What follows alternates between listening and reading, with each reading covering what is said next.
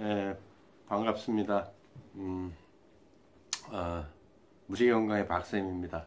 날이 갑자기 뭐 영하 18도 뭐 이렇게 막 떨어지니까 활동하는데 매우 좀 어려울 거예요.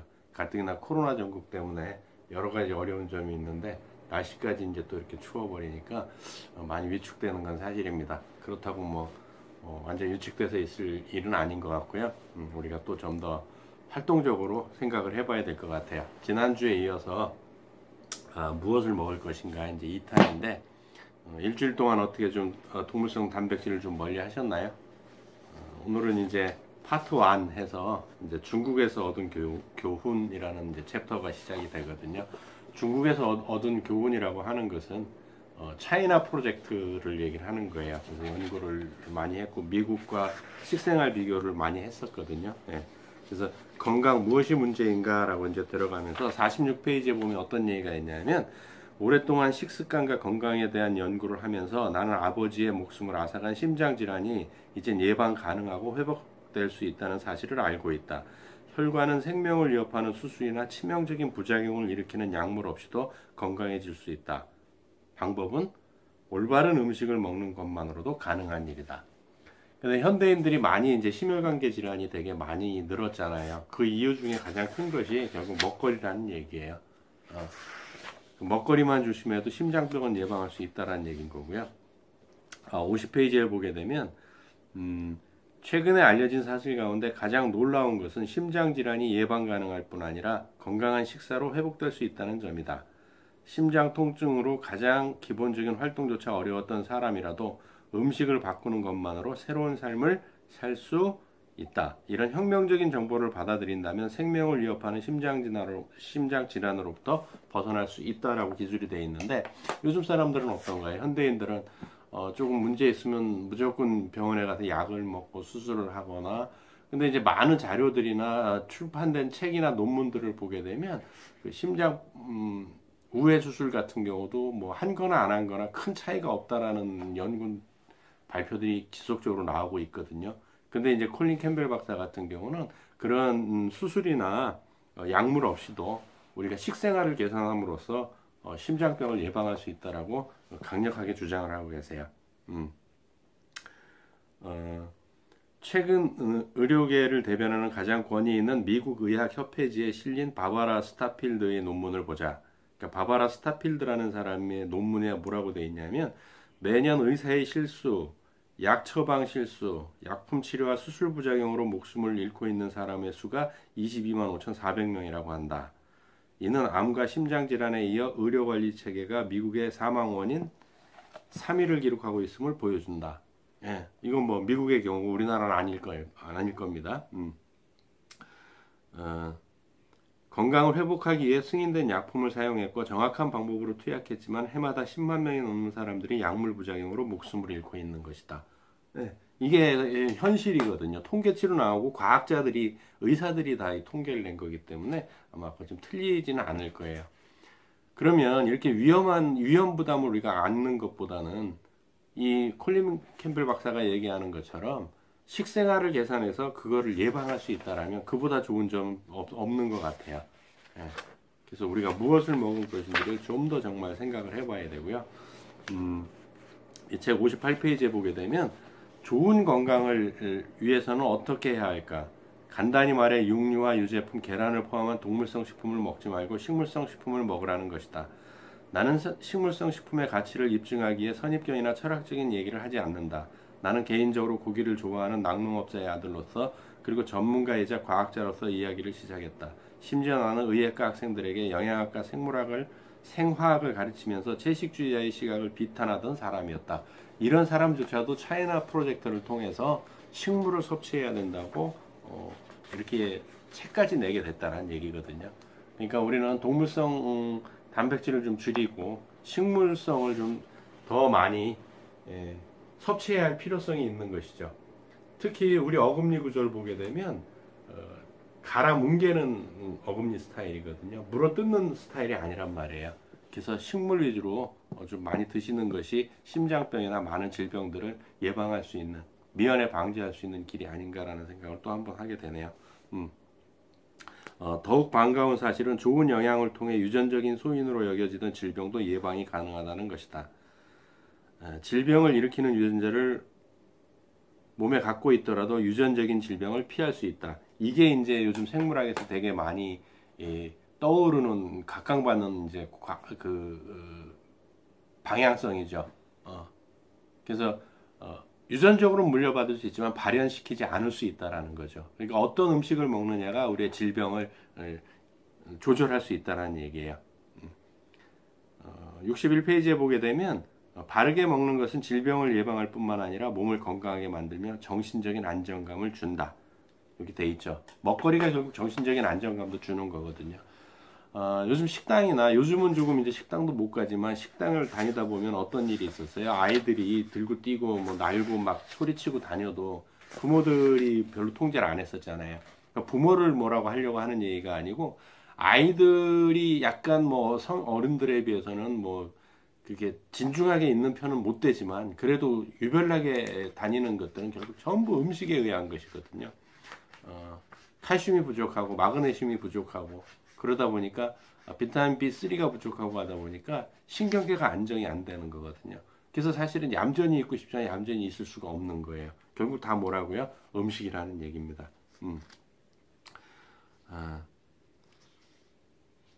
69페이지에 보게 되면 어떤 얘기가 있냐면 사람들은 단백질의 질에 대한 기본 개념을 모르고 있으며 잘못된 인식으로 인한 영향력은 지금도 여전하다. 심지어 사람들이 채식을 하기로 마음먹은 후 그럼 나는 단백질을 어디서 얻지 하는 의문을 갖는다. 마치 식물에는 단백질이 들어있지 않은 것처럼 말이다. 설사 식물에 단백질이 들어있다는 것을 알더라도 여전히 질이 나쁘다고 걱정한다. 우리는 식물에 부족한 아미노산을 보충하기 위해 식사 때마다 여러 종류의 식물성 음식을 세심하게 조합해서 먹어야 한다고 믿게 만들었다. 그러나 이는 전적으로 과장된 말이다. 인체는 엄청나게 복잡한 대사체계를 통해 주변에서 매일 마주치는 자연의 다양한 식물성 단백질에서 필요한 아미노산을 모두 얻을 수 있다. 식물성 식품을 많이 먹어야 한다거나 식단을 세심하게 계획하지 않아도 된다는 말이다. 불행하게도 단백질의 질에 대한 견고한 개념이 이런 정보를 심각하게 가로막았다. 예. 이분도 식품영양학자거든요. 그러니까 자기가 이 연구를 하면서 50년대 후반부터 연구를 하면서 자기가 식품영양을 배운 것에 대한 그 고정관념이 다 깨진 분이거든요. 우리도 그렇잖아요. 동물성 단백질이 질이 더 좋다고. 저부터도 그렇게 공부를 했고 알고 있었지만 이분 얘기는 꼭 그렇지 않다라는 것이죠. 식물을 통해서도 우리 몸에 필요한 단백질은 충분히 얻을 수 있다는 얘기예요. 또 현대 뭐 이 책에서 그런 얘기는 나오진 않지만 여러 가지 책에서 보게 되면 현대 영양학의 문제점이라고 지적하는 게 칼로리 영양학을 자꾸 얘기들이 나오거든요. 그러니까 칼로리는 다 똑같다. 그러니까 칼로리 섭취를 줄여야 된다라고 자꾸 얘기를 하는데 그렇지 않다라는 거죠. 우리가 어떤 음식을 먹었느냐에 따라서 내 몸은 그렇게 단순하게 만들어지지 않거든요. 다 필요한 것을 걸러낼 수 있다라는 거죠. 또 칼로리도 똑같은 100칼로리라 하더라도 어떤 음식을 통해서 100칼로리를 얻느냐에 따라서 내 몸은 현격하게 차이가 난다라는 게 최근 연구들에서 계속 발표되고 있는 내용들입니다. 그러니까 결국은 뭘 우리는 많이 먹어야 될까요? 채소를 많이 먹어야 된다는 얘기예요. 골고루 채소를 많이 먹어야 된다는 얘기인데 과연 그게 되냐는 거죠. 왜 아이들이 안 먹죠? 아이들이 채소를 안 먹는 가장 큰 이유가 무엇이라고 생각을 할까요? 맛이 없어서요? 아니요, 안 먹어봐서 그렇습니다. 왜 안 먹어봤을까요? 한번 생각해 보세요. 엄마들이 안 해줘서 안 먹은 거거든요. 왜 시골에서 똑같은 나이에 있는 아이가 시골에서 할아버지 할머니하고 자란 아이들은 채소도 잘 먹고 나물도 잘 먹거든요. 근데 서울에서나 이렇게 대도시에서 젊은 엄마들하고 자란 아이들은요 채소를 잘 안 먹죠. 왜 그럴까요? 채소를 나물을 무치고 나물을 볶고 하는 게 귀찮거든요. 가장 간단하게 또 뭐 쉽게 먹일 수 있는 게 뭐예요? 육류죠. 동물성 단백질이죠. 그건 다른 게 필요 없잖아. 구워주기만 하면 끝나니까. 그러다 보니까 아이들이 지방의 맛에 길들여져서 나물이나 이런 것들이 맛이 없다라고 자꾸 느끼는 것이죠, 사실은. 네. 그래서 그런 것들을 엄마들이 좀 바꿔줘야 되고요. 또 재밌는 얘기가 뭐냐면 96페이지에 보면 우리가 발견한 것은 진정 놀라웠다. 병소 성장은 아플라톡신을 얼마나 많이 섭취했느냐가 아니라 단백질을 얼마나 많이 섭취했느냐에 따라 거의 전적으로 결정된다. 이 얘기는 뭐냐면 독소가 내 몸에 많이 있다고 해서 전부 암이 발생한다라는 거, 질병이 발생한다는 얘기가 아니에요. 그러면 내 몸에 독소가 많은데 혹은 나쁜 것들이 되게 많이 들어와 있는데 이것이 직접적으로 병을 유발시키는 것이 아니고 그 방아쇠가 되는 것이 뭐냐면 단백질의 양이라는 거예요. 동물성 단백질이요. 특히 지난주에 우리가 공부했던 우유 단백질이 87%를 좌우해버리지 않습니까? 근데도 아직도 엄마들은 어떻게 해요? 우유는 먹여야 된다고 자꾸 생각을 하는 거죠. 그래서 단백질 양을 얼만큼 조절하느냐에 따라서 내 아이나 내 몸이 병이 생기고 안 생기고를 결정할 수 있다는 게 차이나 프로젝트에서 나온 얘기라는 거예요. 동물성 단백질 얘기입니다. 100페이지에 보게 되면 몸은 원한을 품고 있다. 과거에 발암물질에 노출되었다면 이 얘기는 뭐냐면 아플라톡신 노출은 유전적 각인을 남기는데 이 각인은 20% 식이단백질에 의해 다시 깨어나 병소를 형성할 때까지 5% 식이단백질 상태에서 휴면 상태로 남아있다. 이 얘기는 뭐냐면 내 전체 식단에서 20% 이상이 동물성 단백질을 섭취하게 되면 아플라톡신이라는 이 독소들에 의해서 병을 유발할 수 있다는 얘기예요. 그런데 5% 이하로만 식이단백질을 유지를 한다고 한다면 전체 식단의 5% 이하로 동물성 단백질을 섭취하게 된다고 한다면 아플라톡신이라는 독소가 있어도 얘는 휴먼 상태, 그냥 자고 있는 상태로 어떤 질병을 유발하지 않는다라는 얘기예요. 간단히 말해서 몸은 원한을 품고 있다. 과거에 발암물질에 노출되었다면 휴면 상태에 있는 소량의 암이 발현되는데 이 암은 이후 언젠가 나쁜 영양 상태에 의해서 다시 깨어날 수 있는 것이다. 무슨 얘기인지 이해되시죠? 내가 몸에 독소가 많다고 해서 이게 다 질병으로 연결된다는 얘기는 절대 아닙니다. 그런데 내 몸 안에 잠재해 있다가 동물성 단백질이 많이 들어왔을 경우 이게 다시 깨어나서 내 몸에 병을 만든다는 얘기죠. 101페이지에 보면 연구에서는 약 10% 식이단백질, 그러니까 전체 식단의 10% 정도만 단백질을 섭취했을 때는 병소가 성장하지 않았다. 10%를 넘어서면 식이단백질 증가에 따라 병소 발생이 극적으로 증가한다. 결국 질병에 안 걸리려면 전체 식단의 10% 이하로 동물성 단백질을 조절을 해줘야 된다는 얘기거든요. 그런데 지금 현대인들은 동물성 단백질 섭취가 너무 많다라는 게 이게 문제가 되는 거죠. 이 실험의 가장 의미 있는 발견은 동물들이 그들의 성장 속도를 만족시키는 데 필요한 식이단백질 양 12%, 가로 열고 12% 양을 충족하거나 초과할 때만 병소가 성장한다는 것이다. 동물들이 단백질 필요량을 충족하거나 초과할 때 질병이 발생하기 시작하는 것이다. 그러니까 결국 동물들조차도 병이 생기는 게 12%를 넘어갈 때, 그러니까 동물뿐이 아니고 인간조차도 10% 이하로만 동물성 단백질을 낮춰준다면 암이든 만성질환이든 발현이 안 될 확률이 상당히 높아진다는 얘기예요. 자, 어떻습니까? 우리 집 냉장고를 한번 열어봐서 지금 동물성 단백질을 한번 보시라고요. 아니면 오늘 저녁 때 또 불금 아닙니까?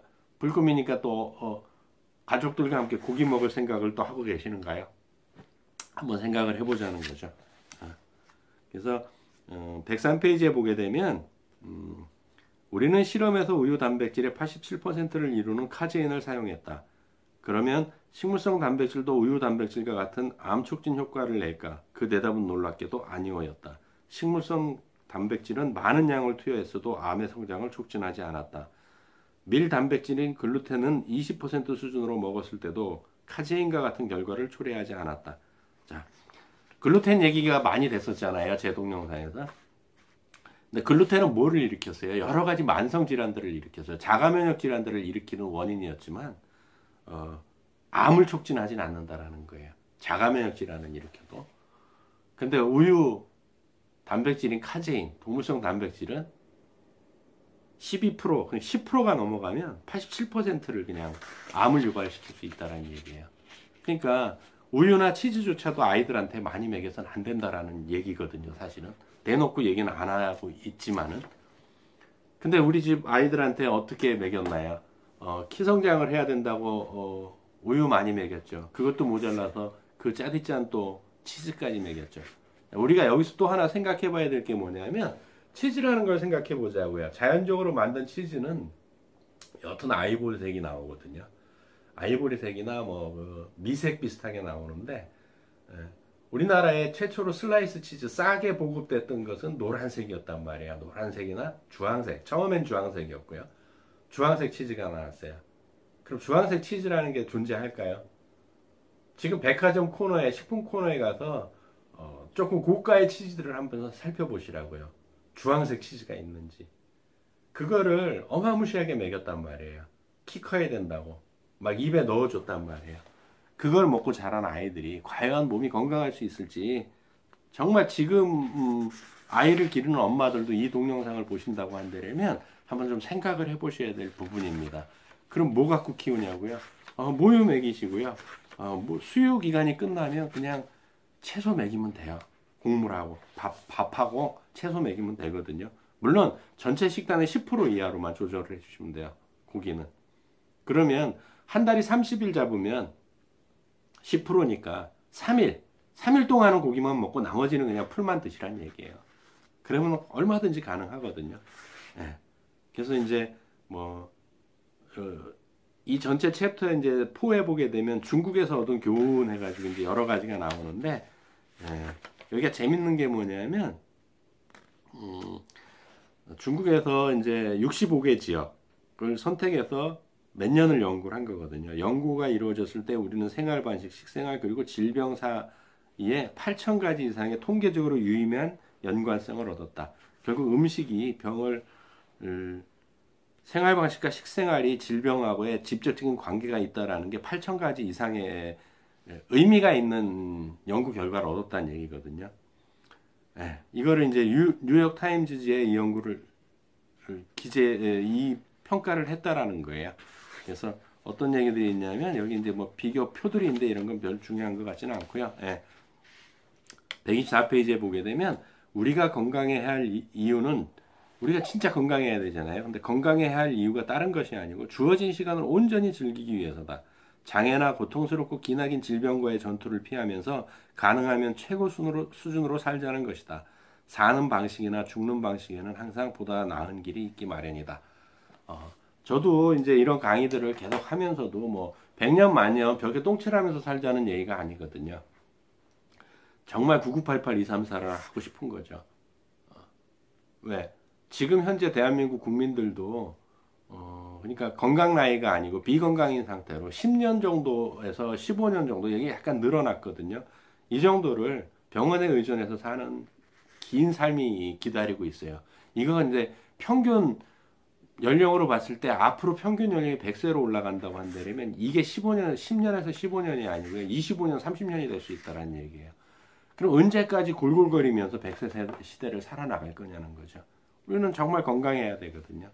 왜? 너무 오래 살 수밖에 없는 상황이에요.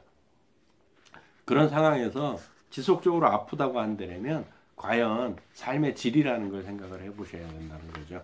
삶의 질이 굉장히 많이 떨어질 거예요. 그래서 이 책의 125페이지에 보게 되면 중국 도시와 도시 지역과 농촌에서 관찰된 질병 그룹 그래가지고 풍요병 그리고 가로 열고 영양과다라고 돼 있어요. 결국 너무 많이 먹어서 생기는 병들이거든요. 거긴 대표적으로 암, 당뇨병, 관상동맥, 심장질환 이런 게 풍요병이에요. 그러니까 암에는 뭐 대장암, 폐암, 유방암, 백혈병, 소아, 뇌암, 위암, 간암 이런 것들이 포함되는 거고요. 너무 잘 먹어서 생기는 병들이라는 얘기예요. 빈곤병, 이거는 영양 부족과 위생 불량 때문에 생기는 건데 폐렴, 장폐색, 위궤양, 소화기 질병, 결핵, 기생충 질환, 류마티스성 심장 질환, 당뇨병, 임신성 질환 및 기타 이런 것들은 빈곤병이고요. 아까 얘기한 암이나 당뇨, 심장 질환, 관상동맥 심장 질환 이런 것들은 전부 다 풍요병이라는 거예요. 그럼 대한민국 현주소를 한번 생각을 해보자고요.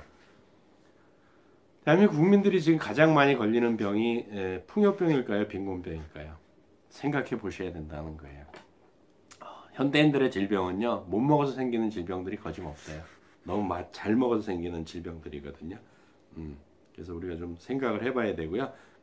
이 박스 밑에 보게 되면 어떤 얘기가 되어 있냐면 개발도상국이 부를 축적해 가면서 식습관, 생활습관, 위생 상태가 바뀌면서 점점 많은 사람들이 풍요병으로 목숨을 잃고 있다. 풍요병은 식습관과 무척 밀접한 연관성을 갖기 때문에 영양과다병이라고 바꾸어 부르는 것이 나을 것이다. 또한 풍요병은 서구병으로 불리기도 하는데 미국을 비롯한 서구의 대다수 사람들이 목숨을 잃기 때문이다. 무엇일까요? 서양인들이 주로 먹는 게 뭔지 한번 생각을 해보셔야 된다는 거예요. 네. 우리 몸은, 우리 몸은 그렇게 안 돼 있거든요. 우리는 식물을 먹고 성장할 수 있도록 되어 있기 때문에 가능하면 채소 종류로 식단을 구성하시는 것이 앞으로 100세 시대를 살아나가는데 가장 좋은 방법이 아닌가라는 생각을 한번 해봅니다. 또 130페이지에 뭐라고 되어 있냐면 동물성 식품은 혈중 콜레스테롤 증가와 연관되었고 거의 예외 없이 식물성 식품의 영양소는 혈중 콜레스테롤 감소와 연관되었다. 라고 이제 여기 기술되어 있는데 뭐 전혀 틀린 얘기는 아닐 거예요. 근데 이제 저는 개인적으로 다른 생각이 뭐냐면 꼭 음식을 통해서 콜레스테롤 수치가 오르락내리락 한다고 저는 생각을 안 합니다. 왜냐하면 음식으로 최대한 콜레스테롤 흡수할 수 음식을 통해서 섭취하는 콜레스테롤 수치는 10에서 15% 이상을 안 넘거든요. 그거는 조정 가능한 거예요. 그러니까 예를 들어 음식을 통해서 10%를 콜레스테롤을 섭취했다 그러면 나머지 90%는 간에서 만들어요. 근데 음식을 통해서 15%를 섭취했다 하면 간에서 85%를 만들어내거든요. 결국 간에서 조정을 하는 것이지 음식에 의해서 뭐 내가 콜레스테롤이 많은 음식을 먹었다 해서 콜레스테롤이 막 20%, 30% 음식을 통해서 이게 콜레스테롤 수치가 올라가는 게 절대 아니거든요. 예. 그거는 하나만 생각을 해보셔야 될 겁니다. 그래서 그나마 동물성 식품보다는 식물성 식품이 콜레스테롤 수치를 감소시키는데 영향을 주더라라는 연구 결과를 이제 얘기를 한 거고요. 135페이지에 보게 되면 지방과 암에 관한 보고서라고 해가지고요. 건강에 좋은 음식을 먹으면 유방암의 발생률을 거의 0까지 낮출 수 있을까? 대답은 명백해 보인다. 지방을 적게 먹으면 유방암의 위험이 낮아진다. 대부분의 과학자들은 이런 결론을 내리고 있다. 그러나 이런 해석은 단순하며 오해를 불러일으킬 수 있다. 유방암은 동물성 지방 섭취와 연관이 있을 뿐 식물성 지방과는 무관하다. 예. 그러면 식물성 지방을 많이 먹는 것은 유방암하고 전혀 관련이 없다라는 것이죠. 코코아 기름이라든지 이런 그 식물성 포화 지방들은 전혀 문제가 안 된다라는 거예요. 그래서 이제 뭐 여기 박스에 보시게 되면 이제 전체 이렇게 지방 섭취와 유방암에 관련된 것들이 이렇게 쭉 돼 있거든요. 예, 이렇게 나와 있는데 동물성 지방하고 식물성 지방 그 차이를 보시게 되면 이쪽에 동물성 지방은 비례 관계에 있고 식물성 지방은 전혀 관계가 없이 나오고 있거든요. 위에 게 동물성 지방이고 밑에 게 식물성 지방이에요. 식물성 지방은 퍼지죠. 동물성 지방은 먹는 비율만큼 올라가는 거고요. 그래서 식물성 지방을 많이 섭취하는 게 가장 중요한 거고요. 139페이지에 보면 유방암과 관련된 것들 이런 것들 얘기인데 결국은 이제 유방암의 위험과 관련이 있다. 무엇이? 초경. 이른 초경은 중국인이나 서구 여성 모두에게 에스트로겐과 같은 혈중 호르몬 수치를 높게 만든다. 결국 호르몬 수치는 생식 능력이 있는 기간 동안 동물성 식품을 많이 섭취할수록 높게 유지된다. 이런 조건에서는 폐경 연령도 3, 4년이 지연된다. 따라서 생식 기간이 일찍 시작되어 늦게까지 지속되면서 약 9에서 10년 동안 여성 호르몬 수치가 크게 증가한다. 결국 여성 호르몬 수치가 크게 증가하니까 유방암 걸릴 확률이 크게 올라간다라는 얘기죠. 그래서 늘어난 생식 가능 기간이 유방암의 위험과 밀접한 연관성이 있다는 사실을 증명해주고 있다라고 이렇게 책에 기술이 되어 있습니다. 그래서 동물성 식품을 많이 먹는 것은 굉장히 위험하다라는 얘기예요. 이 책에 또 이제 141페이지에 보게 되면 또 재밌는 얘기 있잖아요. 일부 여러분들이 이제 질문을 해요. 질문을 하는 게 뭐냐면 식이섬유가 영양소를 브라킹 한다는데 라고 이제 질문들을 하는데 여기서 이제 중국 연구에서 철분과 섬유소 문제를 주의 있게 살펴봤답니다. 이제 그런 얘기들이 있었기 때문에 그러겠죠. 미국의 일부 전문가들은 식이섬유에 어두운 면이 있다고 주장한다. 섬유소를 많이 섭취하면 건강에 필수적인 영양소인 철분과 다른 무기질을 흡수할 수 없다고 한다. 이런 얘기들이 있거든요. 미국에서부터 나온 얘기이기 때문에 우리나라에서도 이런 얘기가 있는데 중국 연구에서 철분과 섬유소 문제를 주의 있게 살펴보았다. 그 결과 많은 전문가들이 주장하는 것처럼 섬유소가 철분 흡수의 적이 아니라는 사실을 알아냈다. 만약 그렇다면 우리는 아무것도 우리 조상님네들은 다 영양결 피부로 돌아가셨을 거예요. 왜? 모든 게 식물 위주였잖아요. 그럼 뭘 먹어도 다 브라킹 당해서 아마 다 영양실조로 다 죽었을 겁니다. 그럼 여러분들이나 이 지금 동영상을 찍고 있는 저나 살아남지 못했겠죠. 절대 그렇지 않다라는 거예요. 섬유소 섭취가 높다고 해서 철분 흡수가 방해된다는 어떤 근거도 찾을 수 없었다. 사실은 그와 반대되는 결과를 얻었다. 혈액 내의 철분 함량을 알려주는 헤모글로빈은 식이섬유를 많이 섭취할수록 증가했다라고 연구 결과가 나왔다라는 얘기예요. 그러면 철분에만 해당되는 얘기일까? 물론 일부는 뭐 조금 브라킹 당하기도 하겠지만 섬유소를 섭취한다 그래서 무기질 흡수가 방해받는다라는 것은 과학적으로 증명되지 않은 이야기라는 얘기입니다. 그러니까 섬유소를 많이 섭취하세요. 그런 얘기에 자꾸 현혹되지 마시고 섬유소를 많이 섭취하시기를 좀 부탁드리고요. 또 중국 연구에서 144페이지에 보게 되면 우리는 항산화제를 비타민C와 베타카로틴 섭취로 기록하고 혈액 속의 비타민C, 비타민 E 그리고 카로티노이드 수치를 측정했다. 이런 항산화제 중에서 비타민C는 가장 인상적인 결과를 보여줬다. 혈중 비타민C의 수치가 낮을 때 가족의 암 발병률은 높아졌다.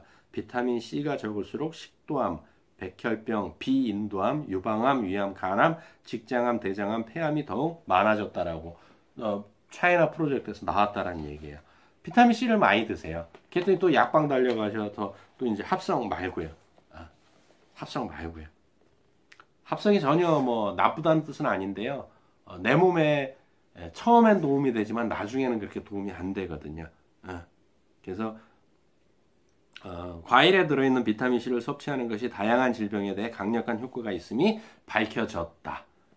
음식물을 통해서 음식물이 아니면 음식물을 갈아 넣어서 만든 그런 비타민C를 드시라는 얘기입니다. 합성 말고요. 그 다음에 이제 뭐 에킨스 식이섬유의 실체 뭐 이렇게 식이요법의 실체에서 나왔는데 뭐 죽었다라는 얘기들 이런 얘기들 단백질을 너무 많이 먹어서 뭐 그런 얘기들이 있는데 뭐 그런 얘기는 뭐 항상 우리가 듣는 얘기들이고요.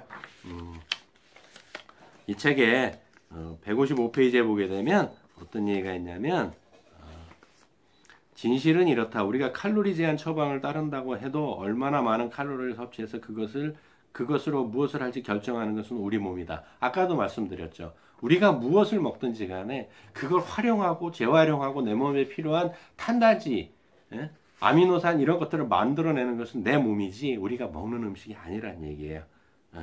우리 몸은 매우 섬세하고 균형 잡힌 상호작용을 통해 섭취한 칼로리를 어떻게 사용할지 결정한다. 우리가 좋은 음식을 먹어 몸을 잘 대우하면 체지방을 쌓아놓지 않고 몸을 따뜻하게 하거나 신체 대사 활동을 하는데 사용한다.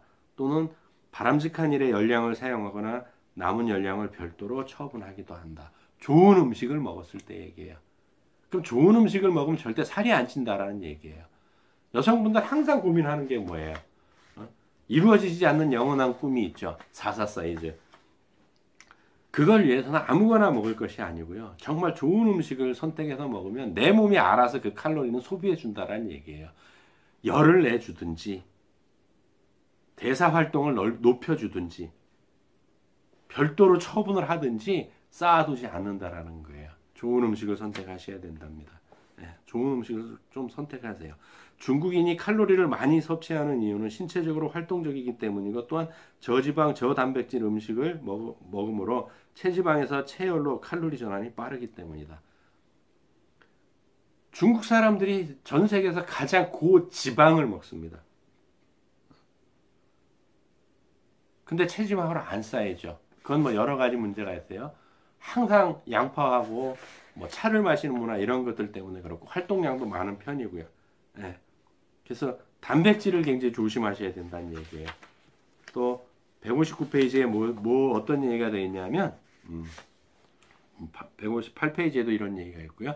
식물성 식품을 먹어도 성장과 체격에 있어 유전적인 잠재력을 이끌어낼 수 있다. 우리가 꼭 동물성 단백질을 먹고 우유를 먹어야만 몸이 커진다라는 건 아니에요. 물론 우유를 먹게 되면 그 우유에 들어있는 카제인이 성장을 급격히 좀 땡겨주는 건 있어요. 빨리 크긴 하죠. 그렇지만 식물성 단백질도 그렇지 않다라는 건 아니에요. 네. 생지에게 159페이지에 보게 되면 생지에게 우유 단백질을 많이 공급할 때 암이 성장했고 혈중 콜레스테롤도 올라갔다. 이런 관찰은 인간에게 얻은 결과도 완벽하게 맞아떨어진다. B형 간염 바이러스에 만성적으로 감염되어 있고 동물성 식품을 많이 섭취하는 사람은 혈중 콜레스테롤이 높았으며 간암의 발병률도 높았다. 바이러스가 총을 제공하면 나쁜 영향이 방아쇠를 당기는 꼴이다라고 책에 돼 있습니다. 자, 가족의 건강을 위해서 주부들이 현명해지셔야 됩니다. 그럼 오늘도 주부들은 어떤 걸 선택을 해야 될까요?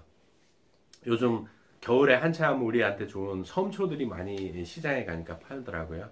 섬초도 좋고 시금치도 좋고 겨울에 먹을 수 있는 것들을 좀 식물성으로 해서 많이 섭취하는 또 한 주가 됐으면 좋겠습니다. 수고하셨습니다.